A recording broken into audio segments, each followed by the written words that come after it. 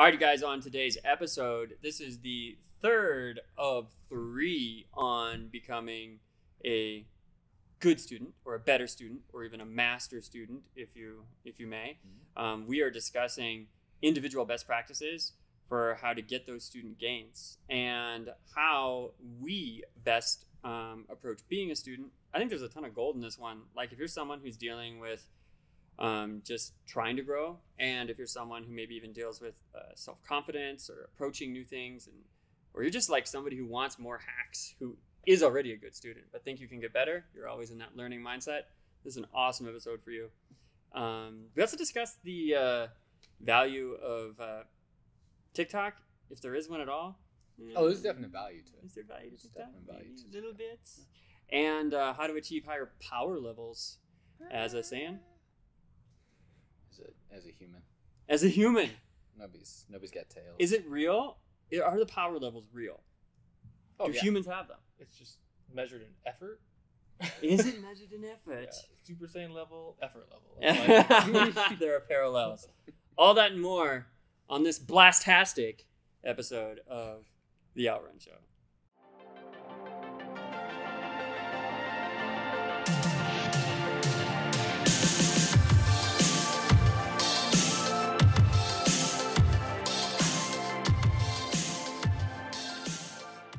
Justin, you're looking a little tired.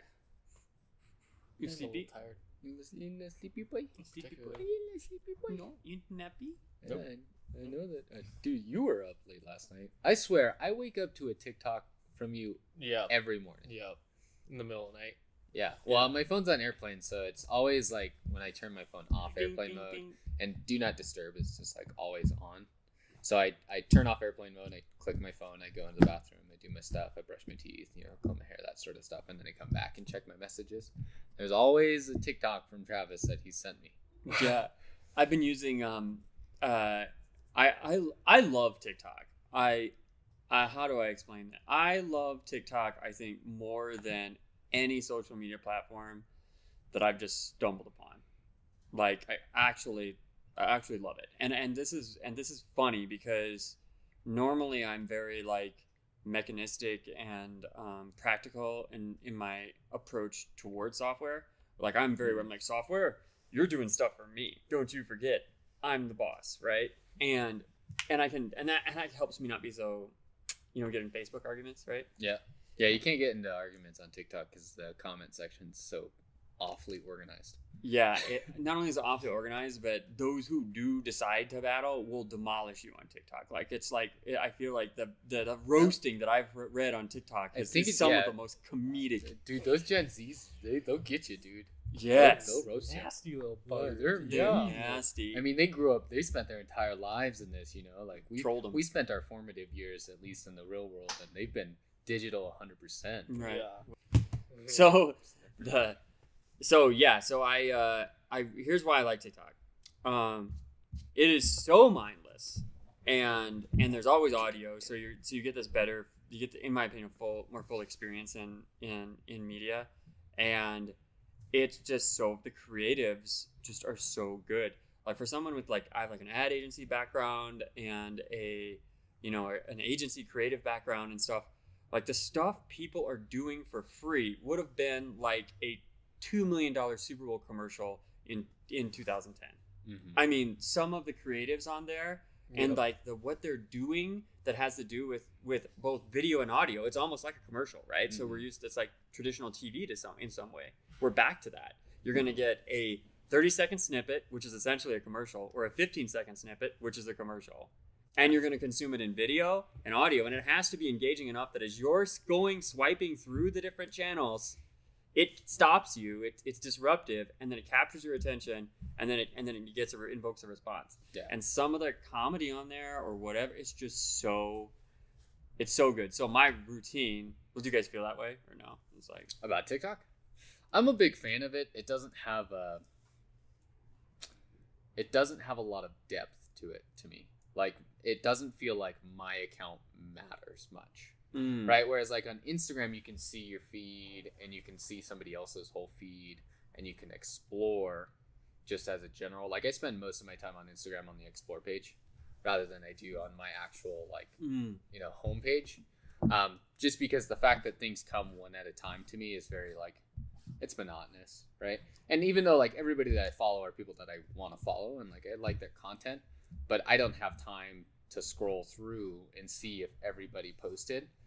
So I'm just trusting that Instagram's going to put the stuff that I care about most at top of my scroll, because I'll spend a minute or two scrolling, and then I go to the explore page where most of the people that I follow show up on anyways. And then I can see, a 3x5 grid or whatever, and I can see that's a post from Justin, and so I can click it, watch it, go back to the explore feed.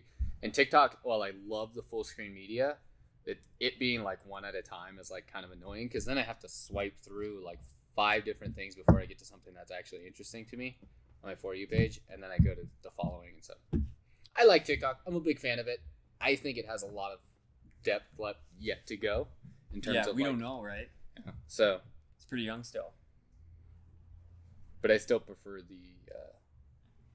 the variety that is Instagram. Although Instagram right now with Reels could be pretty cool. They just So the problem is volume forced on with Reels? No. So that's your problem. Well, I think if you go into the actual view page, it is. Then it's kind of. But that's what I like about it is I don't have to view it in the full screen. Yeah. Automatically, I can see it in the little See, I think that's the advantage of TikTok is they force audio. I saw a TikTok where someone posted. Your audio is on, your media volume's on just all the time. On TikTok, absolutely. Default, it's off. Right, it's got to be on all the time. Yeah. Lindsay watches TikTok on silent too. Yeah. Wears me out. Until I'm interested. Yes, thank you. I saw someone posted a TikTok and it was in the caption, it's right when it starts, it says volume up, and I'm coming in the comments, I'm just what psychopath watches TikTok with the volume off? Volume up, why? And I'm realizing I've got it off all the time. But that's the whole. Oh, okay, all right. It's because I hate hearing the same freaking song 1,000 times, and I don't know if I care enough about your content to turn my volume on and hear your voice until I've watched 10 seconds of it. So if the person's talking and I'm oh, they look like they're talking about something that's interesting to me, I'll turn it up, and they'll be okay, cool. I think sometimes social media is a bit like a good worn in pair of shoes or a mitt for a ball sport is you can't right out of the box. It's just not what you want. You gotta curate it for a bit, yeah. Right? And I feel my algorithm's pretty broken in right now. I think if you picked up we'll look at it later. We won't bother with the podcast on it all day. But if you look at mine later and just scroll through and be oh, okay, yeah, if this is what was coming up, maybe I'd be more interested.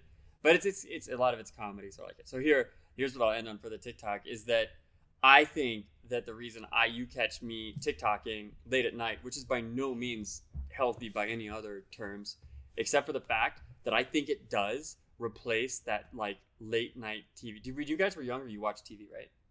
Mm-hmm. Not really, no. No? When we were younger? Not at night, though. Yeah, but you lived at a time when you would go Saturday through morning channel surf, right? Oh, yeah. You would have to scroll through channels to find stuff. And late at night, I would always do that. And it's to the point. Did you guys ever? Oh man. Anyway, I'm mostly in the TikTok for nostalgia TikTok. I have a bunch of channels that are play what basically was on TV late at night in the early 2000s. And so for me, when I watch it, it's a very similar. I don't have that anymore, right? I don't subscribe to it. TV channel. Wait, switch to. Yeah. So I think that some of it is just it feels like late night TV back in whenever, and that's kind of why you catch me with it at night, because my routine is I eat my food, I do whatever, I watch a show. Hey, let me ask you a question. Are you laying in bed, candy next to you, and you're scrolling through TikTok with the volume up together? That's just. I'm sorry. That's rude as hell. No, that's rude as hell. No, okay, we're watching it together. Oh, you're on the same device? We're on the same device, sharing the device, laughing. Yeah, so if you're both next to each other with volume up, I'm you've got AirPods. No. Put them in. Be a decent person. That's another thing about volume up on TikTok is I just can't subject everybody else to the audio that's coming out of my phone. It's like playing music and just out loud while sitting in a coffee shop. Yeah, everybody's just dude, put some headphones in and that's rude. Listen to your own music. I use the AirPods if I'm watching it at night or whatever.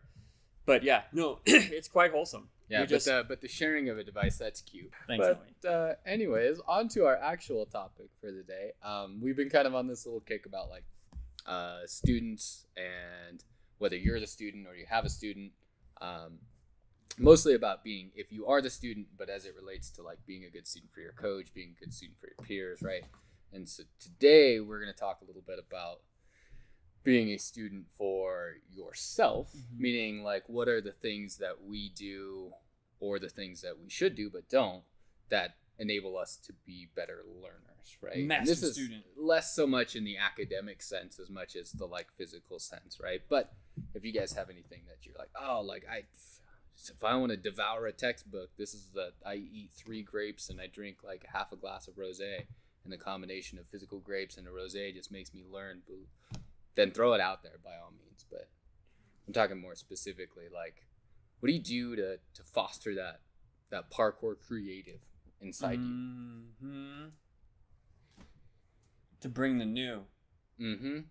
Or to reinforce creativity, or learn the old, or to maybe relearn something, right? Because like I feel like we're all at the age now, or have at least been doing parkour long enough, that there are certainly skills that we've had to come back to, right? I feel like that's one benefit of being a newish parkour person with like, less than 5 years. Everything you've learned is all brand new and you don't forget anything. But yeah, you cross the first decade. I think that suddenly you're like, I got to come back to like reinforce or relearn that skill. Exactly. And then learn it differently and hopefully add some spice, right? Yeah. I think that if anybody's known us over the years, like adaptability and sort of growth has definitely been a like key characteristic particularly in our business relationships of having been partners, but also in like as us as individuals. Like, I mean, we're typically people who, if people understand that we have some sort of understanding in a particular domain, will come to and ask advice of or just get consideration for. At least I feel heard a lot about the things that I'm interested in. And I can tell you that if I go back, every year just feels like a decade for me. If I'm like, oh my gosh, if I was going to talk to myself, last year about this year, the things I would be able to say, I've just not had years where I've been like, a year's gone by and I didn't feel like you made progress, like didn't make progress, right? Yeah, like I don't have years like that. It feels like, and yeah, the growth is really strong. So I think that that's what's at the center of it, is one, having a student's mindset is a growth mindset, right? And so what enables that, for me, just on my own person, everybody has a different approach, right? Because we all have different skills and whatnot.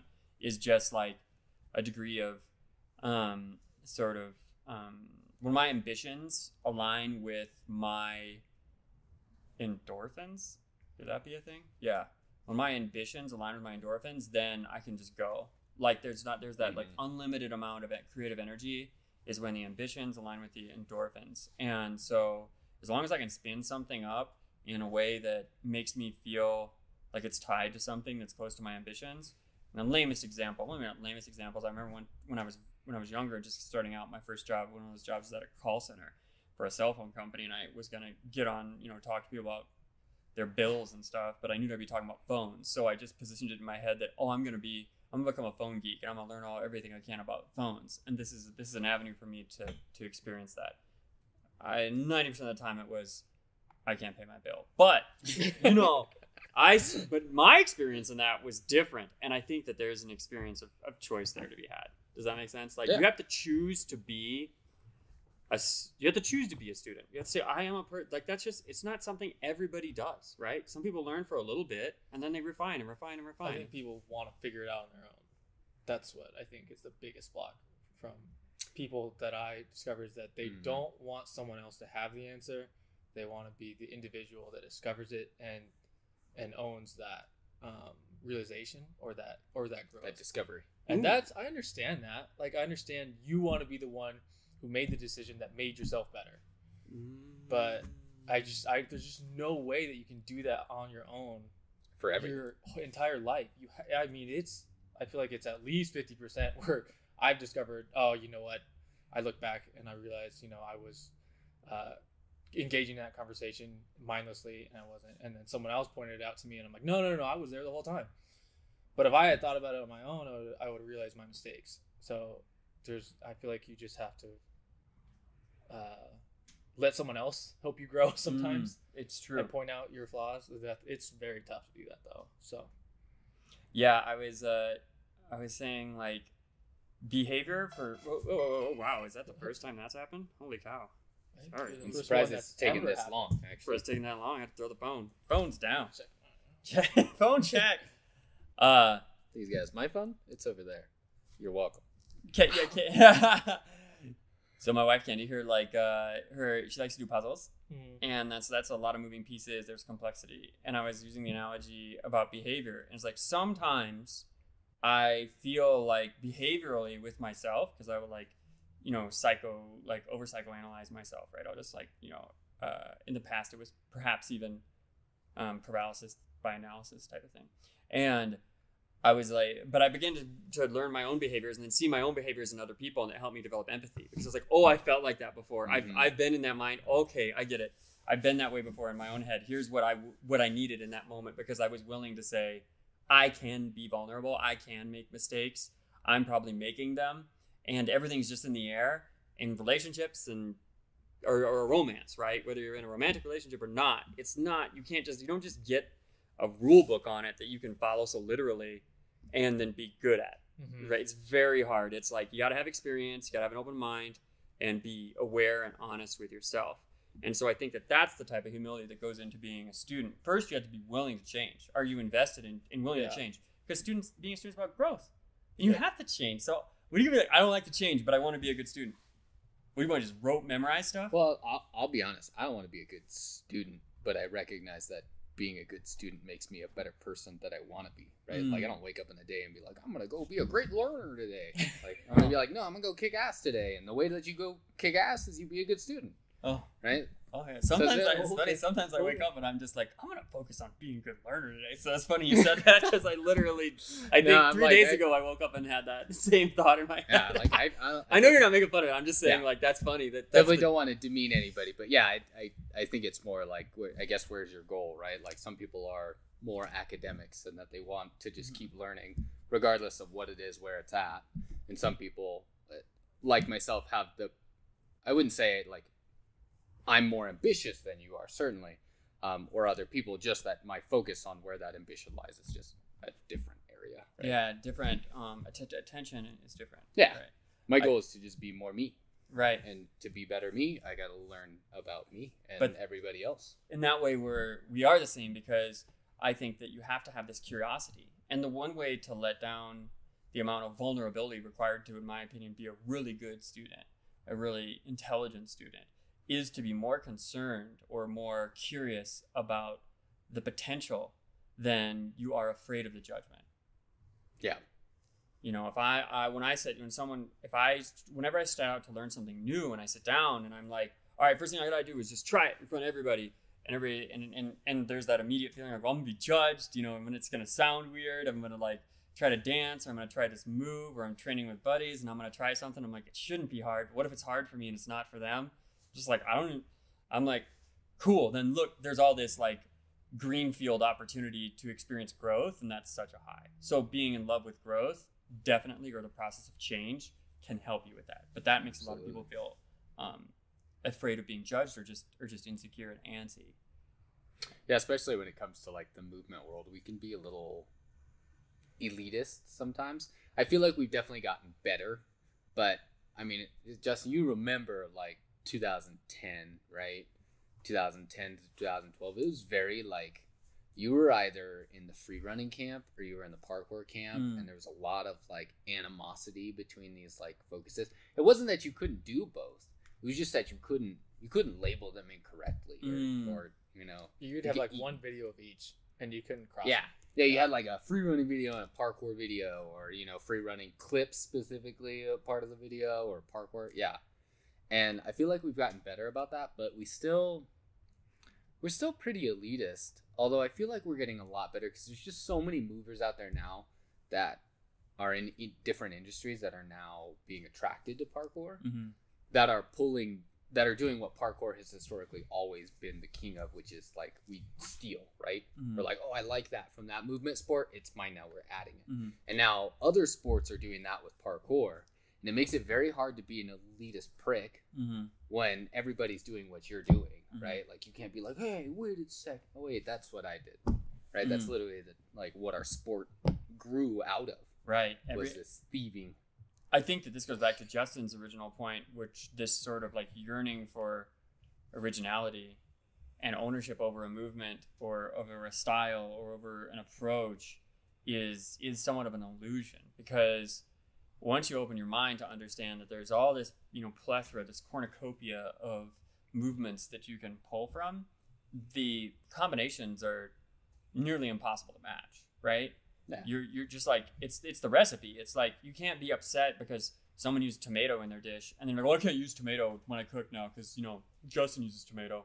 So I gotta go find find an alternative that also, thickens and gives me like, what's a good umami vegetable, right? So you can't do that, right? So how do you how do you add umami when you can't use it? Sorry, Jesse. Oh, you're good. I was just saying, the entire point of being a good chef is taking that recipe and finding where you can tweak it, right? Not being like, oh, I got this recipe, I got to make a whole new one now. It's, oh, he's got this great recipe, and now I'm going to modify it in just enough ways in the right spots that make it my recipe, right? That's what movement's about, and that, I think, is what people are really trying to find, right? They're trying to find their thing. Like, oh, that's Justin's style. I've seen, like, some, who moves really well like that? Oh, it's this guy, Justin, right? You want them to have that thought when they see someone move in that way, but the only way you do that is by copying other people's styles and then just adapting them to your own, right? Yep. So, sorry, I interrupted your question. No, you're right. You have to. I'm about to parlay on that once we hear what Justin has to say.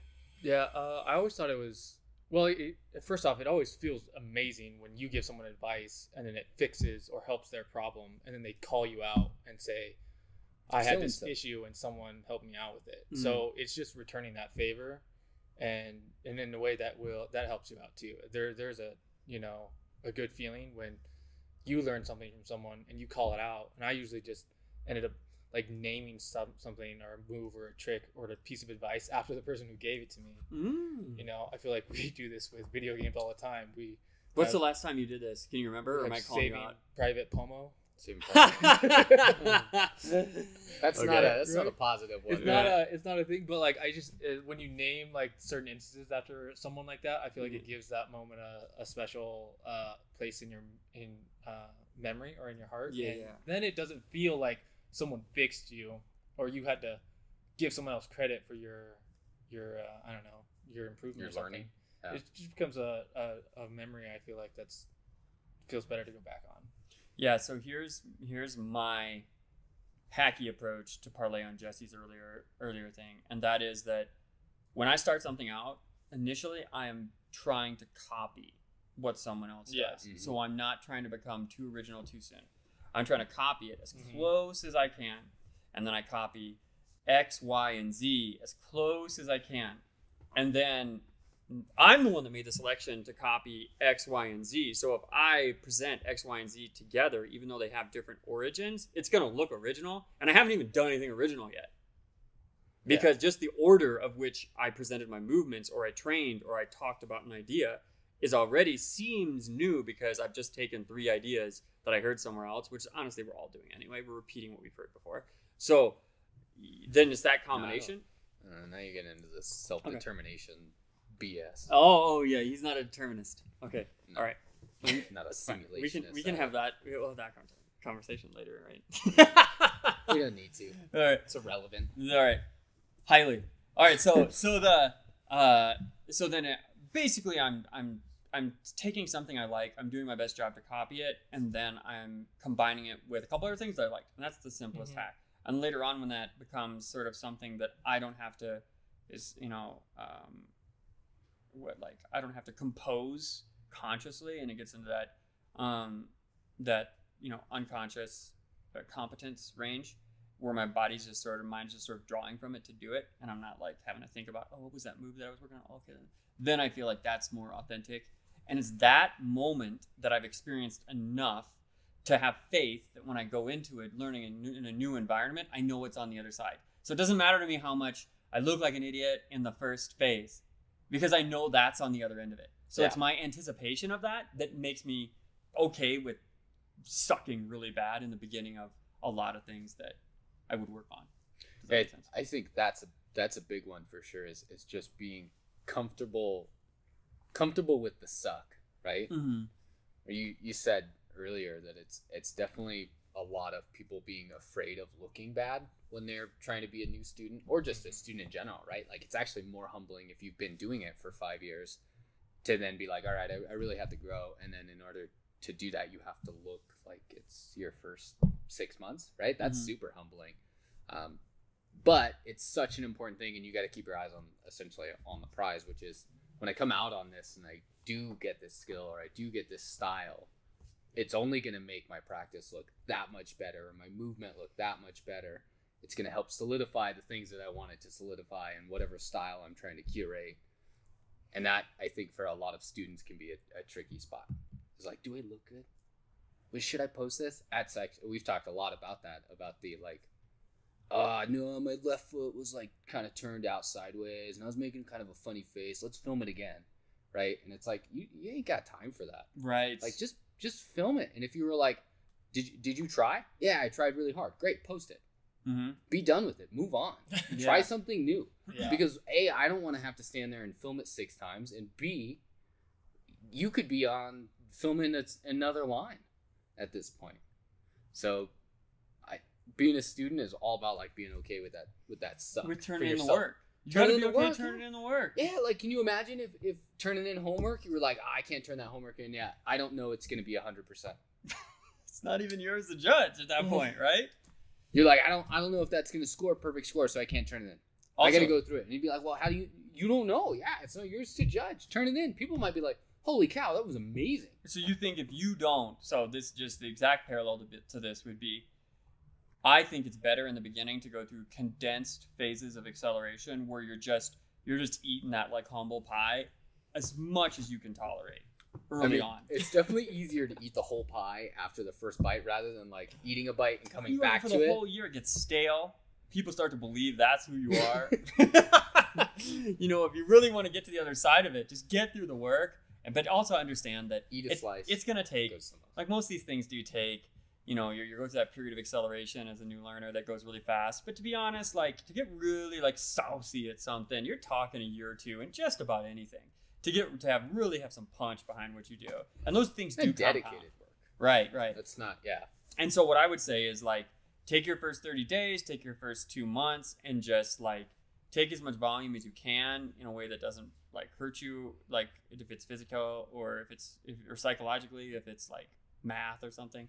But I mean, you think if you don't work at math every day for 30 days, you think you're not going to be better at it at the end of it? You will the person who's like, oh no, that's not good enough. I'll work on it tomorrow. Oh, I'm not going to do it. It's okay.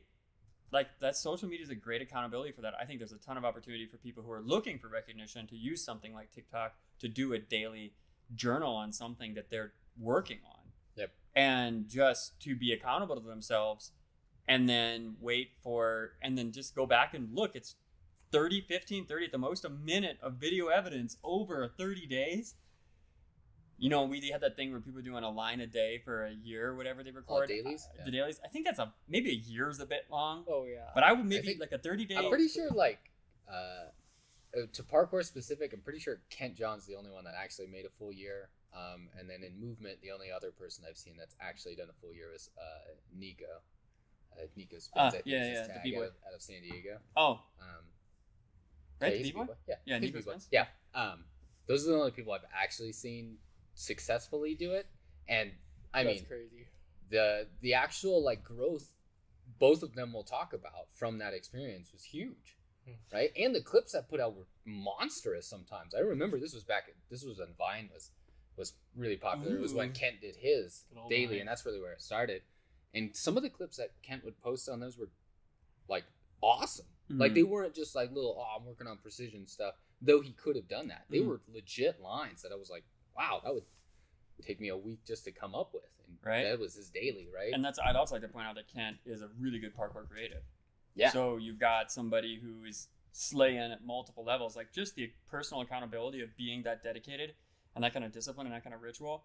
I mean, when we started this year out, the goal was, for me, was daily meditation, which I'm still in. I've still been able to do it every day. We're coming into what? When is it? We're coming into April. All right. So, gosh, it feels like forever, but it's only been like 3 months or whatever. But I'm like, man, this routine was pretty manageable. So I added in earlier on. I added in daily Chinese, even though I speak Mandarin, but I don't want it to get rusty and I want it to get better. So I added in daily Duolingo, and now I'm on like nearly a 1 month streak in Duolingo on it. So it's 10 minutes a day. So I got the meditation. I've got Duolingo. I've just started compounding habits, and now I'm wondering if like eventually, like, you know, a year from now or 2 years from now, my entire like day will be built up of like 5 things, just because it became more manageable, because I wasn't trying to produce an entire video. Yeah. I was just like 10 minutes. That's it. 10 minutes. I can find 10. Yep. And sometimes it's 5 because I'm good at Chinese. Bing, bing, bing, bing, bing. Mm-hmm. Right. I think that's a big thing too. Is like coming up and finding habits or routines that you can kind of fold into your already daily thing. Mm-hmm. So I'm sure we all have examples of those, whether they're positive ones or negative ones. So I won't go on TikTok while I'm making morning coffee is one. One, because then it takes me longer to make morning coffee. But 2, because I just want to give my brain time to wake up from the day. So I always check the messages. If there's something in Slack that's like marked as important, or an email that I really need to get to, I check it to make sure I'm like, okay, cool, that's a thing I'm going to get to right after I'm done with this. But then phone's down, I make coffee, run Carly her coffee, sip my coffee, pet my cats, maybe play a little fetch with them, and then I go to work. But yeah, there was some writer who it was a TikTok I was watching. He was talking about how he wakes up really early, and your brain waves when you wake up really early are in like this phase where you're very creative, and so to waste it on waking up and then flipping up social media, he's like, it's such a waste. You have such a small window where your brain activity allows you to be really creative without much effort. And he was like, so I wake up and within like 2 minutes I'm starting to write. Mm-hmm. And I've seen that too. I've woken up, I've dreamt about the SketchUp model before in the gym. And I'll wake up and I'll be like, yeah, you got to remember this, Justin. There's a good design, you figured out the problem. And then I'd be like, crash, and then I'm like struggling to remember when it was. So there is a special moment right when you wake up that it is easier to be motivated and creative. So I think wasting it with that social media. Yeah, that's not a behavior I have. Yeah. I don't have that. I didn't think about. Yeah, I would feel guilty if I picked up my phone at the time. That's why you catch me at TikTok at midnight. Dude, it's late, and yeah. I also can't do TikTok while making coffee because my cat hates it. She'll bite my leg. Oh wow! Because I have the volume on. Oh wow! Levy or Evie? Levy. So put in your AirPods. Of course. She's such a prima donna. That cat, for sure. Yeah, anybody listening, Justin has a cat that's about this big. She's not a munchkin cat, but she weighs 7 pounds. Yeah. She's 7 pounds, and she has no neck. And she's like half legs. It's not like a deformity or anything. She just has such poofy hair around her neck that her head's just like. Yeah, it's a little snowman. Yeah. She's literally made of circles. Like, you could draw circles. Like, if this was a beginner's, like, how to draw a cat. we would draw 4 circles, and that would be Levy. Yup. Truth. She's hilarious. I think that the sort of curiosity about what can come out of being a good student is important. I think that the humility can be gained just by being used to going through that cycle and knowing that there's something on the other side that you could really learn and grow from this. And then also just knowing that, that showing change is one of the most impressive things that you can do. If you're really worried about recognition, that's a really good thing to be recognized for. It's like, here I was, here's where I started. And the only way to do that is ironically, the only way to do that is to dangerously document yourself.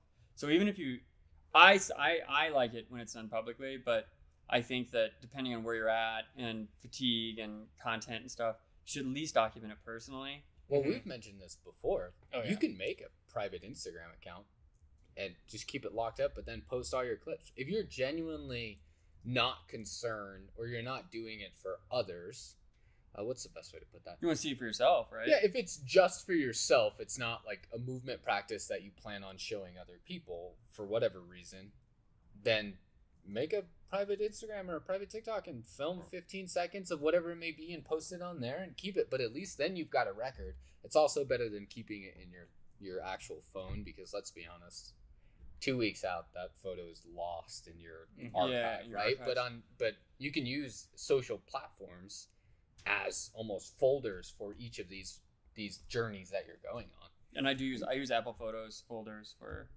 some of that progress tracking. Do I have you? a training one, yeah, Nice. that I can scroll back through. It's a little disorganized, but yeah, Yeah, this has got different subjects. The album side is a little more. Yeah, On the software side, it's a little meh. but it serves the purpose. Like I can go back and I always go back and look at my breaking, right? Mhm. I'll go back a year later. I'll look at it. I'll be like, oh no, I see what you were trying. But yeah, that gives me so much optimism, because creeping, I'm in my late 30s now, my super late 30s, and then to still go back and look at video of myself in my 20s or even early 30s, and then be like, man, I would smoke you. Yeah. Like, to have that feeling is so cool. It is. Even at this. Now, I thought, oh yeah, in my 30s that'll be easy, but like to be where I'm at now and still look back and be like, nah, you couldn't do that back then. I'd look at it and I'm like, dude, I smoke you now. Yeah. Smoke yourself. At least for the first 5 minutes. Yeah. Then Yeah. your Cardio kicks stamina in. goes down. Yeah. No, we don't use the word I definitely cardio. know that There you I go, can't stamina. can't do the amount of volume that I could back then. But definitely skill, style, form. I think that you can't do the amount of volume that you could back then because you're more stubborn than you were. Oh, it's totally true. It's totally like, no, I'm not doing more than this. I'm doing 3 and I'm done.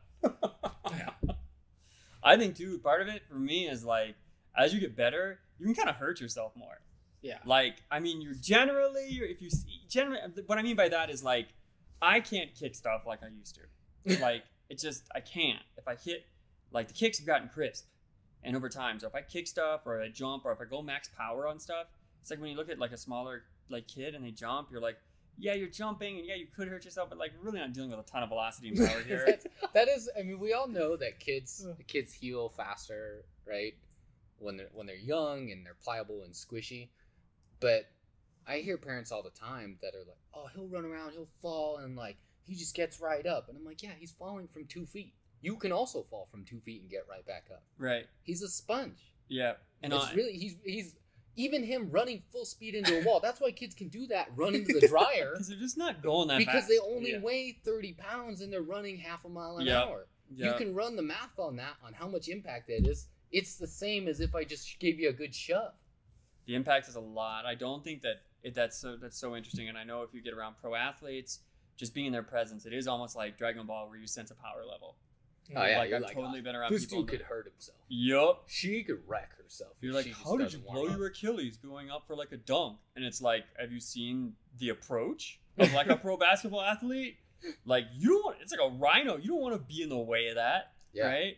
Well, you see it, right? I mean, we just wrapped up March Madness, right? And you'll watch them run for the dunk and somebody jump out the block and just whoop, boom. And they're sliding out by the cameraman, right? And those aren't small people either. Those are just small people.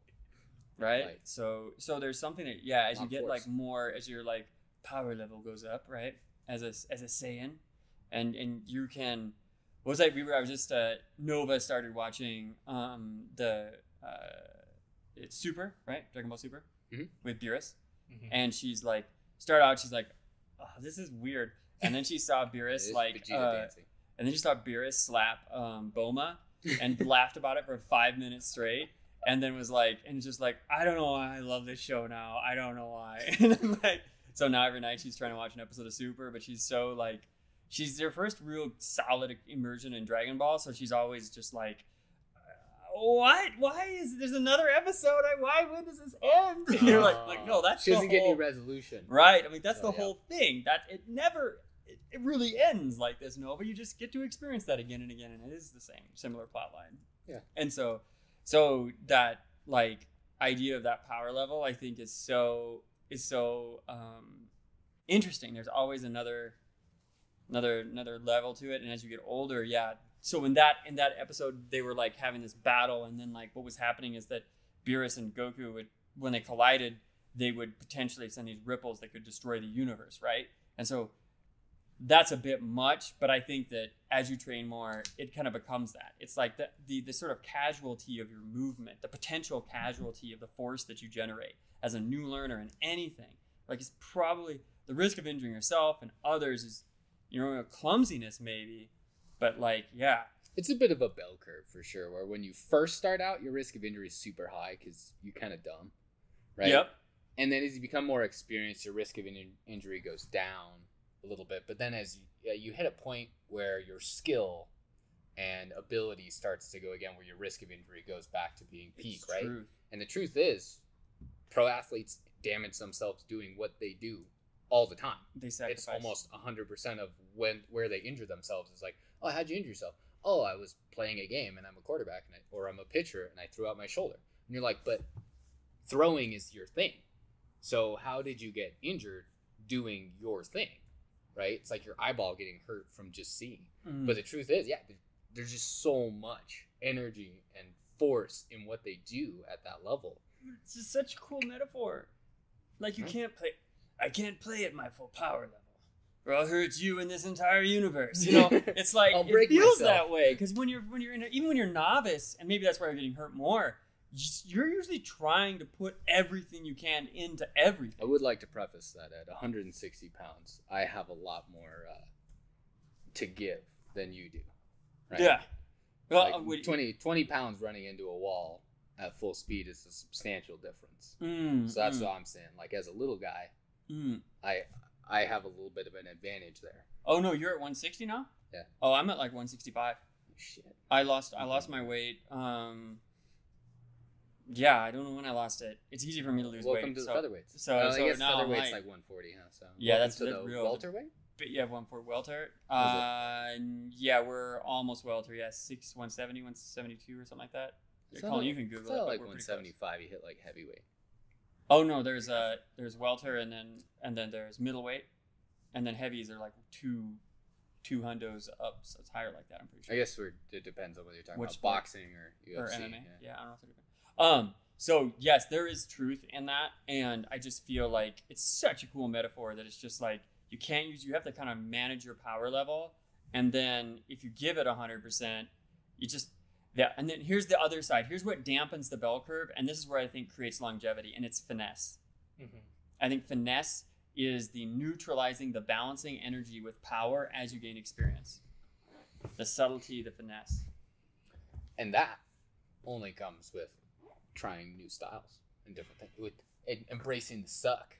And being a good student, looking at yourself and being like, you could change that. Just because you hit it, it looked a hot mess, right? Mm-hmm. Go back, look at the video, and you'll be like, oh, okay.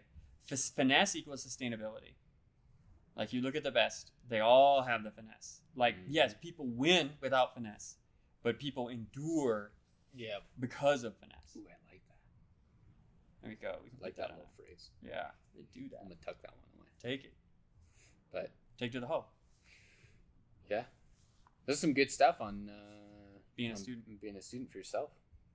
And I think this is, unless we want to add a fourth episode, but I think this is a pretty nice little wrap-up package for our student series. Yep.